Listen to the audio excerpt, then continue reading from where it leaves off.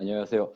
핵심을 간파하는 보고서 작성 방법에 대해서 제가 시리즈로 한번 설명을 할까 하는데요. 첫 번째 오늘 시간에는 간략하게 비즈니스 문서 보고서 작성이 어떤 개념인지 또 어떤 역량이 필요한지 한번 설명을 드려보도록 하겠습니다. 자, 화면을 한번 보시죠. 목차를 제가 간단하게 이렇게 작성을 해봤습니다. 뭐 많이 목차가 이렇게 복잡하다고 생각하시면 이렇게 첫부터 어려우시니까 간단하게 그냥 하나 배워 가신다고 생각하시면서 갔으면 좋겠습니다.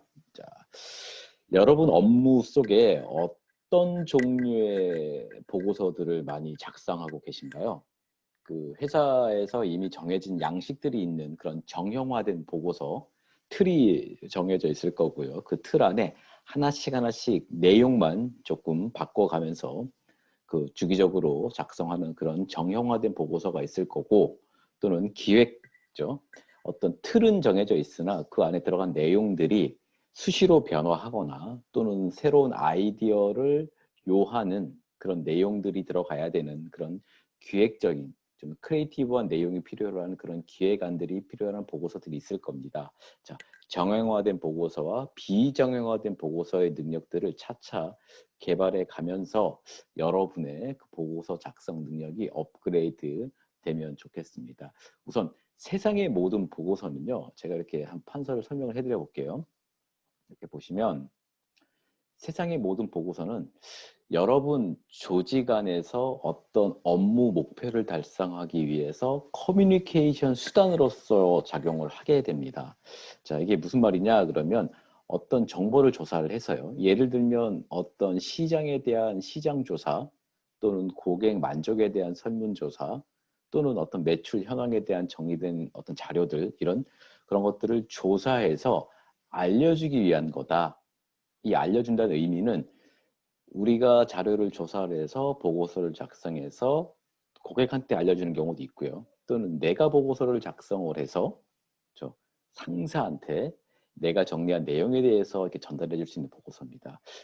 어떤 거든 간에 보고서는 커뮤니케이션, 의사소통 수단이다 이렇게 보십시오. 당연하시겠지만 깔끔한 커뮤니케이션, 깔끔한 의사소통이 효과가 좋듯이 보고서 또한 그렇다 이렇게 명심을 하면 되겠습니다. 두 번째, 업무에 대해서 협조라든지 어떤 지원 또는 체크를 위한 보고서들도 있습니다. 협조는 공문 같은 것들이 있죠. 협조 공문 뭐 이런 얘기들도 하고요. 또는 협업을 위해서 땡땡땡 건에 대한 백데이터를 요청하는 바입니다. 등등 이 지원 부서들이 주로 많이 쓰는 그 상황이긴 한데 이런 것들도 있고, 또는 업무의 진척에 대해서 어느 정도 결과를 했냐라는 체크를 위한 보고서들도 있습니다. 업무 진척 상황 보고서 등등 있겠죠. 또는 문제를 풀기 위한 솔루션 보고서들도 있습니다. 전사 신사업 추진 전략 보고서 또는 뭐 땡땡 컨설팅 결과 보고서 등등 이렇게 어떤 풀어야 되는 문제에 대해서 정리를 해서 그죠? 그 내용들에 대해서 이렇게 보고하는 내용들이 되겠습니다. 또는 가장 창의적인 내용들이 요하는 보고서가 있죠. 이런 제안, 입찰 제안서 등등 또는 기획안, 창업 계획서, 신사업 추진 계획서 등등 이런 계획이라는 보고서 등등이 있습니다.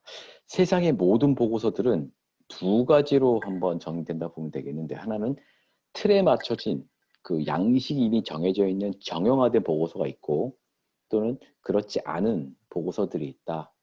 난이도로 치자 그러면 당연한 말이겠지만 어떤 틀이 정해지지 않은 그런 기획안 제안서 또는 어떤 자유롭게 뭔가를 표현에 대한 것들이 좀 높겠죠. 하지만 정형화된 보고서든 비정형화된 보고서든 핵심을 간파하는 어떤 원칙들이 있다. 그 원칙들을 알고 차곡차곡 시작하는 사람만이 보고서 작성에 또 역량을 키울 수 있다는 겁니다.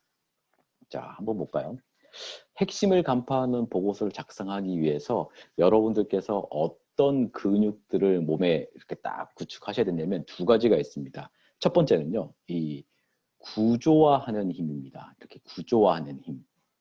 구조화한다는 건 뭔가를 이렇게 딱딱 체계화시킨다는 거죠. 이렇게 뭐 사각형 프레임이 있을 수도 있고요. 또 삼각형이 있을 수도 있고 뭐 원이 될 수도 있고 여러 가지 모양들이 있습니다. 탁탁탁탁탁탁 구조화하는 능력이 있으셔야 되고 또 한편 반대로 확산하는 또 힘도 있으셔야 됩니다. 확산하는 힘.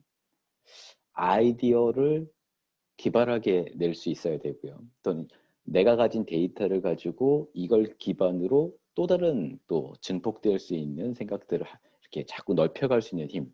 어떻게 보면 창의성이 이쪽에 속한다고 할 수 있겠죠. 그래서 여러분들이 보고서를 잘 쓰는 사람은 이렇게 보시면 어떤 데이터, 정리하는 자료 조사, 백데이터에 대해서 체계화시킬 수 있는 근육이 상당히 이렇게 정리가 돼 있고요. 두 번째, 그걸 기반으로 그쵸, 문제를 풀기 위한 아이디어, 이렇게 아이디어가 잘 또 만들어질 수 있게끔 가진 능력들이 있습니다. 그래서 구조화하는 능력과 아이디어를 확산할 수 있는 힘이 두 가지가 잘 고루 발달하시면 요들 중에서 어떤 선택을 할 수 있습니다. 아, 이런 정보를 가지고 버릴 건 버리고 선택할 건 선택하고 이걸 기반으로 이런 신선한 어떤 의견들을 이 글에, 이 보고서에 삽입하면 되겠구나라고 이렇게 선택을 할 수 있다는 거죠. 그게 여기 단계에 속하게 됩니다. 즉, 그래서 취합할 거, 버릴 거, 그리고 새롭게 집어넣을 아이디어를 가지고 스토리 라인을 짜게 되는 거죠. 보고서 또한 소설이나 수필과 같이 스토리가 잡힌다는 겁니다. 이런 스토리 라인을 가지고 보고서 문서를 작성하는 겁니다. 대부분의 사람들, 특히 업무, 보고서 작성에 조금은 혼동을 가진 신입사원이나 조직에 들어온 지 얼마 안 되는 분들이 이 보고서 작성에 대해서 상당히 스트레스를 받아 하는 이유는 내가 글을 못 써서 또는 내가 정보를 검색하는 능력이 모자라서 아이디어가 없어서가 아닙니다.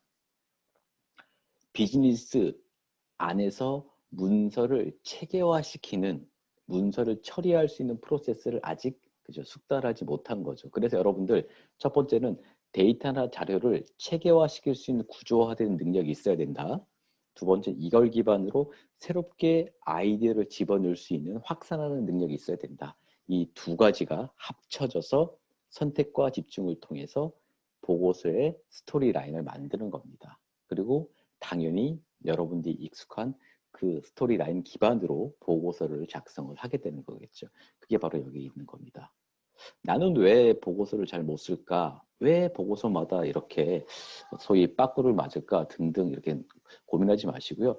이거부터 들어가시는 게 아니라 위에 있는 이런 구조화하는 힘과 확산하는 힘, 그리고 그것들을 이렇게 집합시켜서 스토리보드, 스토리 라인을 짜는 그 연습부터 하시면 내가 왜 보고서를 쓰는데 이렇게 좀 막막할까라는 게 조금은 풀리실 것 같습니다. 자, 다음 편에는요, 제가 이런 구조화하는 힘에 대해서 조금 설명을 해드리고, 그리고 확산하는 힘 설명해드리고, 이제 취업 선택해서 보고서를 작성하는 등등 사례 중심으로 얘기를 해드리도록 하겠습니다. 천천히 제 영상을 계속 보시면 많은 도움이 되실 거라고 확신합니다. 자, 즐거운 하루 되세요.